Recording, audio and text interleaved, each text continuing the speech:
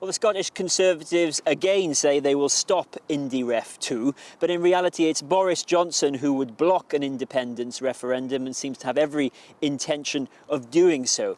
As for the NHS, the Scottish Tories are promising £2 billion more funding over the next Scottish Parliament, plus a one-off £600 million payment to unblock the treatment backlog that would have to be paid, they say, for by cuts elsewhere.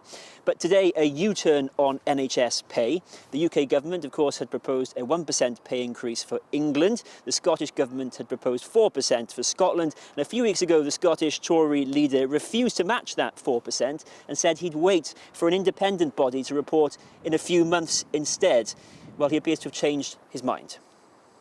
We say in our manifesto that we support the 4% pay rise that has been proposed here in Scotland, but we want to ensure all our frontline workers who have done so much over the last year get recognised in terms of the pay awards. So you commit to a 4% pay rise? That's in the manifesto, yes. So you've got the £600 million to end the backlog in NHS care and the rest of it.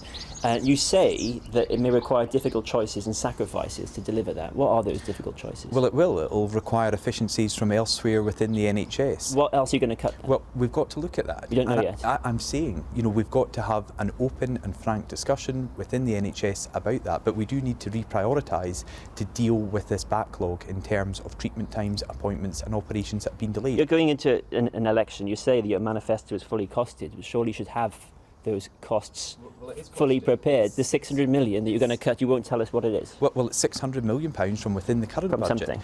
From within the current budget, and I'm being honest with people.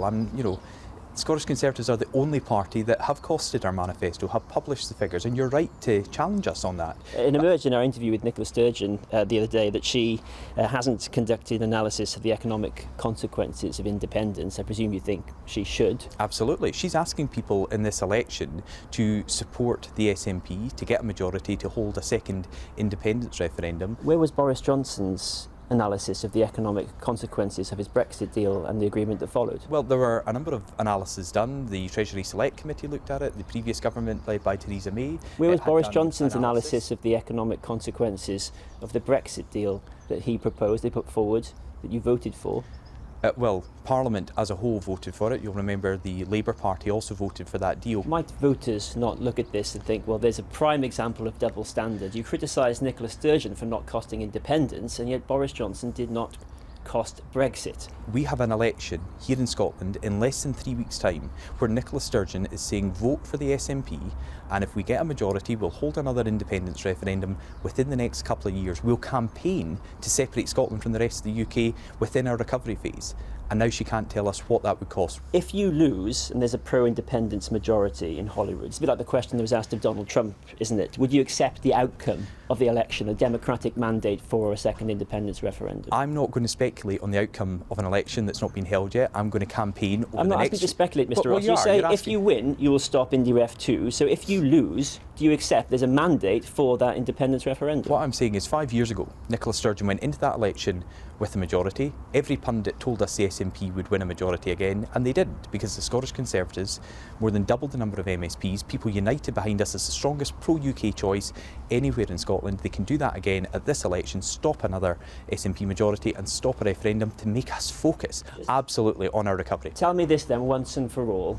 What is the democratic path to an independence referendum? Presumably you'd be the first to complain if Nicola Sturgeon tried to do this process undemocratically or unofficially. So what is the democratic path to a referendum? And that's why I'm complaining about it. I'm complaining that Nicola Sturgeon and the SNP want to hold a wildcat illegal referendum. So if they don't get the Section 30 order, if the UK government doesn't agree to it, they would still charge ahead with damaging, divisive plans to separate our country all over again. Do you see, Mr. Ross, do you see the trap that you set them? Because you say they can't hold an illegal referendum, and you say they can't hold a legal referendum. And I'm asking you, what on earth is the democratic process of people in Scotland, if they decide they want this, to have it? The people in Scotland can decide on the 6th of May to get a parliament that is laser focused on our recovery, on rebuilding Scotland. We do that by stopping an SNP majority, and the tried and tested method to stop the SNP is to vote for the Scottish Conservatives, because we've got the strength across the country to stand up to the SNP, to challenge them and to stop their plans to divide our country with another independence. I know your press bill want us to end, but I really keep going, ignore him. I normally do as well. Keep asking. I really don't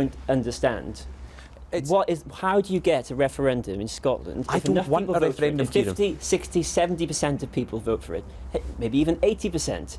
Are you telling me there's no democratic way that people can have a referendum? I don't want another referendum. I know you don't want it, but how do you get one democratically? What we're focusing on here is the next 5-year Parliament. A 5-year Parliament when we've got an opportunity to unite parties behind our sole aim, which is to recover from COVID-19 and rebuild Scotland after the pandemic. One last try, just for me, but is there a democratic way of having this referendum at all? We've had a referendum in 2014. What we're saying at this election is we can stop the SNP with their divisive plans to have it again in the next couple of years. It's the same answer you've just given me again, so I take it's a no.